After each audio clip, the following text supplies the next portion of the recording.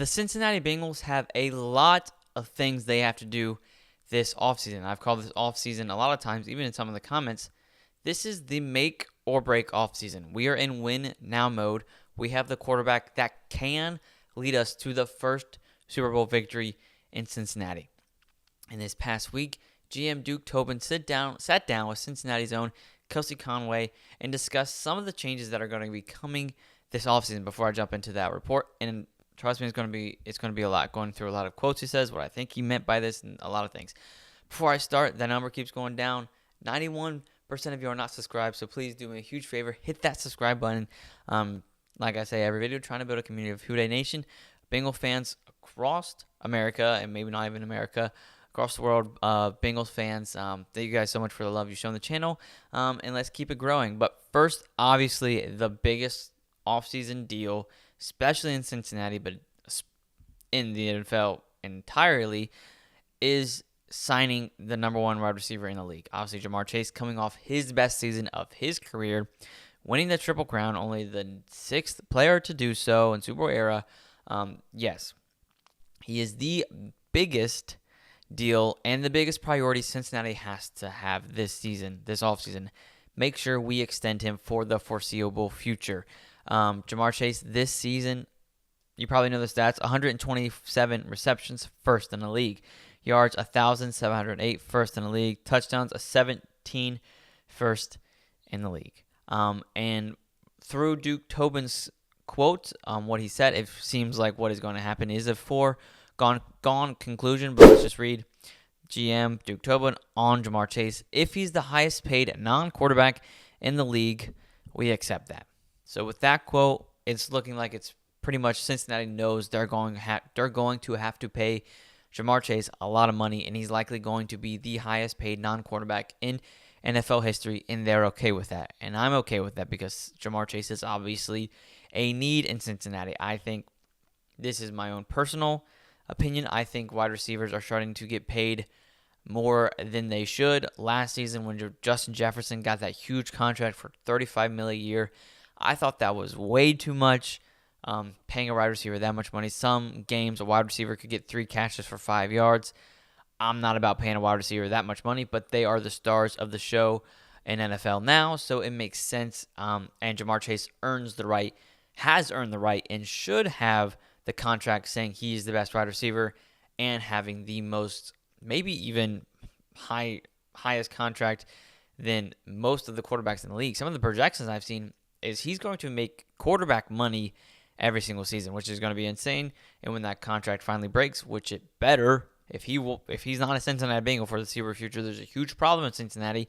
But once that contract eventually is released and official, first thing we'll talk about is that contract, obviously. And then since then, Ja'Marr Chase, since he's at the Pro Bowl, around a lot of media, he was asked questions about the contract. This is what he had to say. He said, "I just want it to be fair." And when they asked what did he mean by fair, he said, "I just want it to be what I'm worth." And what he's worth, like I said, and like Duke Tobin said, he is worth being the highest non-paid quarterback in the league, and he will get paid more than some starting quarterbacks in the league, which is going to be an insane contract to break down. But they didn't stop at Ja'Marr Chase in this interview with Duke Tobin because there's 3 huge contracts Cincinnati has to figure out. Obviously, the number one is Ja'Marr Chase, and the next one, in my opinion, is Trey Hendrickson. Trey Hendrickson this season, 33 solo tackles, 46 total tackles, led the league in sacks, 17.5, and 2 forced fumbles. This quote right here, I'll read some of the parts that were cut out. The question was, what were the plans to extend Trey? We talked about this a little bit in a couple of videos ago. We would like to get Trey extended. Yes, he's an important part that played well for us, right? We can't have guys at the top of the payroll in every position. We'll do what we can. We'll do what we feel is right, and we will try to get Trey re-signed. Has he earned a pay raise and a bump and extension? He has, and we're cognizant of that, and we will give it to him. But whether we agree on what it looks like is still to be determined. Obviously, I broke down this quote last time I talked about this quote, but Duke Tobin and Cincinnati's front office knows how important Trey Hendrickson is to this defense. If Trey walks and isn't a Bengal, obviously he's still one more year left on his contract. But if he's not a Bengal, there's a lot of problems on the defense. He is the one bright spot from this past year's defense, except Logan Wilson. Those two, and Logan Wilson obviously having a career-ending surgery was really sad to see. But Trey Hendrickson, through the entire season, was the only bright spot on the defense. He is the second most important deal that has to get done. And it feels like Duke Tobin knows that it should be done, and it sounds like it will be done. So Ja'Marr Chase sounds like, yes, he's getting a contract. Trey Hendrickson sounds like, yes, he is getting a contract.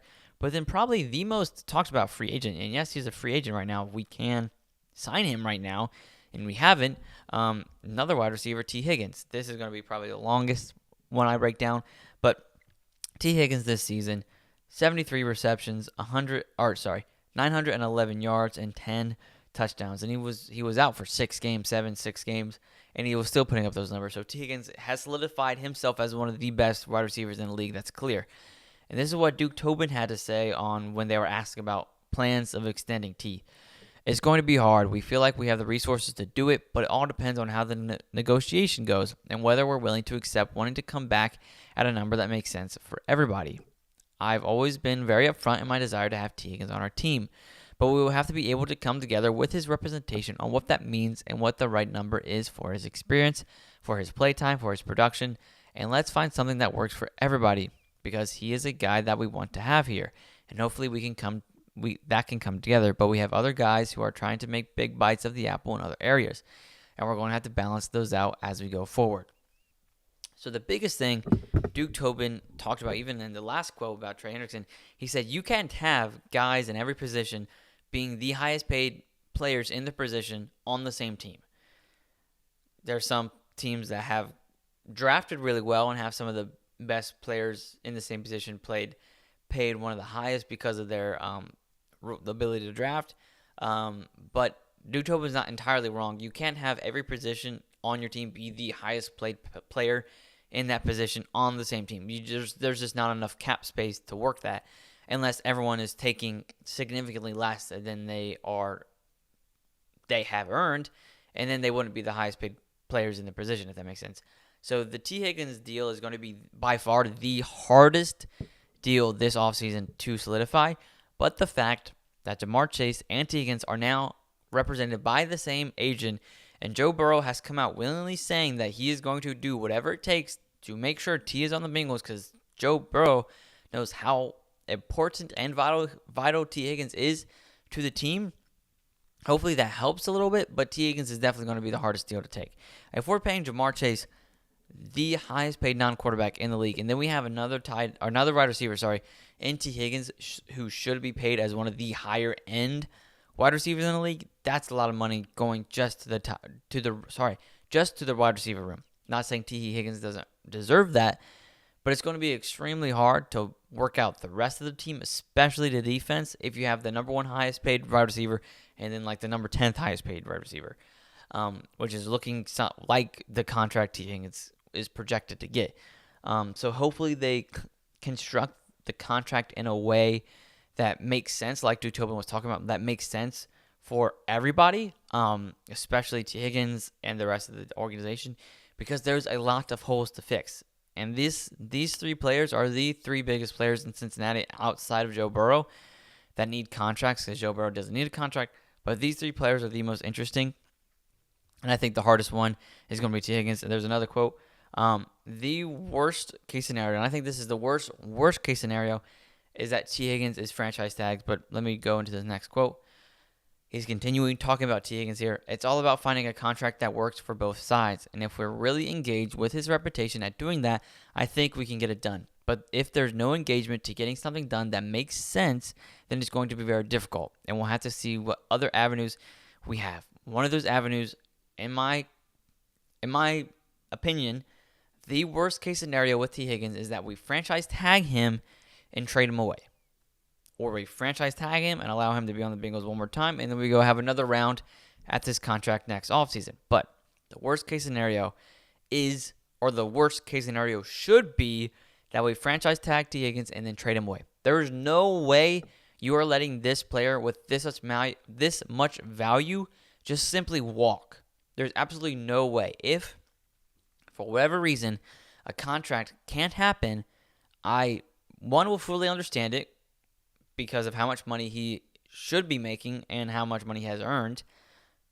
But the worst thing we could do is just let him walk. If we can't come to a contract, franchise tag him because we still have that option and trade him away. Go get some value. Go get some draft picks that you can use this draft to go refill that wide receiver room with young talent, or just draft capital, or maybe another player for another role to fill. But the worst case scenario should be us franchise tagging T Higgins. I think that's some of the avenues he's talking about, is franchise tag and then trade. But there's simply no way we just let T Higgins walk. I think and hope we get a deal done with T Higgins. I would understand if we don't get it done with T Higgins. And I don't think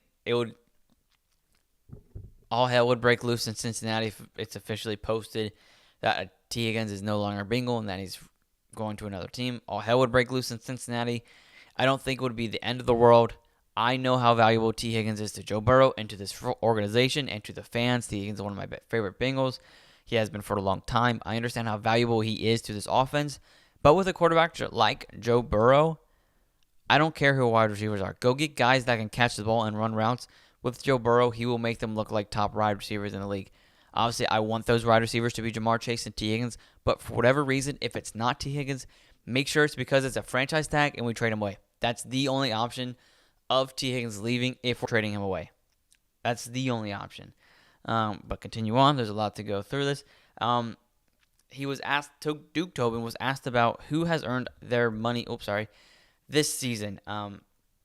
This is what he said. How much of that money gets funneled into the guys that really produced for it this year and away from guys maybe that didn't? And those are tough decisions. There's not a player in our locker room I don't believe in, but we're going to have to make some hard decisions as we move into next year. I think one of those tough decisions is going to be Sam Hubbard. Sam Hubbard is getting paid a lot of money to not a lot of production. I love Sam Hubbard. I promise there's not a Bengal or Buckeye that loves Sam Hubbard more than me. But with the dire need of help with the D-line, with the dire need of cap space to sign our superstar players to stay in Cincinnati, I think Sam Hubbard is entirely in need of a massive pay cut or to be simply cut. And there's a bunch of more players that I think fall into that position. Geno Stone, he's getting paid way too much money for what he was worth. Sheldon Rankins, he's getting paid way too much money. Sheldon Rankins should simply be cut after what happened this past season. I think there's a lot of players that should be taking a lot of pay cuts, and I think those are some of the hard decisions that Duke Tobin is talking about. I think the two biggest ones are Sam Hubbard and Sheldon Rankins. What it's going to look like next season with them. I would perfectly be fine with keeping Sam Hubbard if he takes a massive pay cut. And at this point, with Sheldon Rankins, I think it's just simply to be cut. Zach Moss, I think it is time to simply be cut after one season. Von Bell, I think it's time to call it quits. Geno Stone, massive pay cut.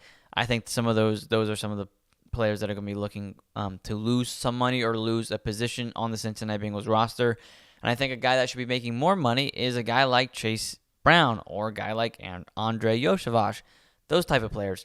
Jermaine Burton, Duke Tobin, in this interview, was asked about Jermaine Burton and if he earned a roster spot.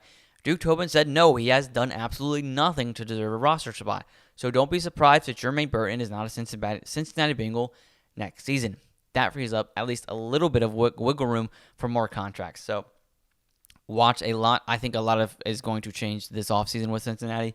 And I think a lot of it is deserved and earned based off the production of Cincinnati. And through a lot of Duke Tobin's quotes and what he said, it's looking like a lot of their contracts are going to be based off production, not talent. It's going to be based off what they are actually doing. So guys like Myles Murphy, who hasn't produced at what we are hoping, going to get a pay cut. Cam Taylor-Britt, probably going to get a pay cut. Those kind of things are what we're going to be looking for this offseason. Continuing it on. Asked about changes to defense, Duke Tobin went on to say, the number one priority this offseason is getting the defense improved. This is what he has said. The thing we're going to evaluate going into next year is who is going to play up to that and who isn't, talking about their production on the field. And we're going to have to make changes there, and there's going to be there's going to have to be an influx of young players, and we're going to have to reevaluate where the money is being spent and how much is being spent on each position. And so that is the thing we're going to do this offseason is ask, is that money going to where it needs to go? This is kind of the continuation of last quote, but they're looking at the defense entirely. Duke Tobin also said the main goal for the defense was to keep the Super Bowl defense together, and it has failed. They've done that pretty well, honestly, keeping the defense that was together for the Super Bowl together. Obviously, that wasn't including Jesse Bates or J.J. Reader, who are no longer Bengals, obviously both being massive hits to a massive loss to the defense. But I think a lot of that is like Cam Taylor-Britt. He's going to have to be playing back to what he used to play his first and second year compared to this last season. He has to get back up to that status, or he's going to be making a lot less money. I think there's a lot of players that are going to make a lot less money, like I talked about, like maybe Sheldon Rankins should be cut. Sam Hubbard is going to make less money. B.J. Hill is going to make less money. Jermaine Pratt's going to make less money. Geno Stone's going to make less money. Zvon Bell should be cut. So there's going to be a lot of change of contracts, and there should be some money should be taken away some players and being paid to maybe free agents or guys that we're drafting. He even said in this, and there's going to have to be an influx of young players. So be prepared for a lot of the defensive picks a lot of the draft picks to be defense. Sorry. But yeah, there's the rollover for this defense is going to be massive. I think it's going to be a lot of young players in free agency and in the draft that are going to be on the defensive side, and they're going to evaluate what players on this defense right now are worth the money that they're getting paid. And I think, the only defensive player that is earning the money that they are worth is Trey Hendrickson and Logan Wilson. Everybody else on the defense should make a lot less than they're making right now. Going forward,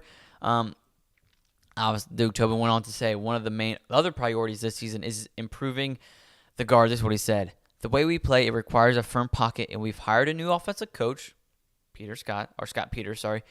We're hopeful that there can be an improvement made technique-wise with him. We're going to add to that position, the guard position for sure. There will be a competition at those positions. We have to evaluate who will come back and who will not come back. It's a spot that we're focused on. We're going to continue working with the guys that we have on the roster, and we're going to try to evaluate how to get better with the guys that are currently on the roster. And whether that's young guys from the draft, whether that's free agents, we're going to add to that group. We're definitely going to add to that group. So I talked about a whole video about offensive guards a few weeks ago, or maybe last week, and Duke Tobin confirms what I thought should happen and will happen, is that there's going to be a change of position at both guards. They're going to obviously be working with Alex Kappa and Cordell Volson with their new offensive line coach to hopefully improve what they were last season. Alex Kappa winning the Triple Crown for worst guard in the NFL. But I think Duke Tobin talked about exactly what I'm talking about. I think personally, with what he said right here, we're going to have to evaluate to how to get better with guys that aren't currently on the roster. And whether that's young guys from the draft, whether that's free agents, I think he's confirming what I suggested. Going to get a guy in free agency, but then also drafting a guy, a guard in the draft. I think that's the thing to expect this offseason with this quote, is that they're going to sign a guard in free agency, but then go draft a guard in the draft. So be prepared for that. And then the last quote, Duke Tobin was taking ownership for how the team has played. There are elements of our team that have to get better at. We have to play better defense. We have to run the ball a little bit better. But that goes hand in hand with playing defense. If you believe that you're going to hold the team, then you're a little more flexible to do some things differently on offense. I know for a fact Joe felt very pressed to play in a way that he played to try to keep us ahead in these games. It's not an indictment on anybody other than me. So Duke Tobin knows the amount of pressure he put on Joe Burrow this season with the roster that he sent out there, with the performance on the defense. He knows how much pressure and put on Joe Burrow to basically play hero ball every single week. So with that being said, I think this is going to be a massive overall on the Cincinnati's roster this offseason.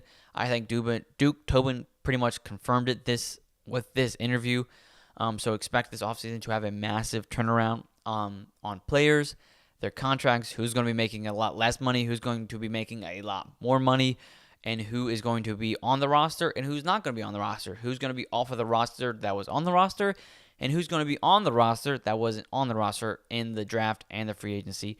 I think there's going to be a lot of changes to the Cincinnati roster. I think this next season is going to look a lot different than last season roster-wise, and I think it's for the better. I think there's a lot of young guys that have shown a lot of potential and promise, especially on the defense, but on the offense, obviously, Yoshi and Chase Brown are the main guys, and Amarius Mims. But on the defense, a guy like Shaka Hayward, linebacker, played really well the last few weeks, so I think that's a guy that Al Golden is going to work with a lot, especially as a linebackers guy, and get better over the season. But thank you so much for watching. I know this was a long video.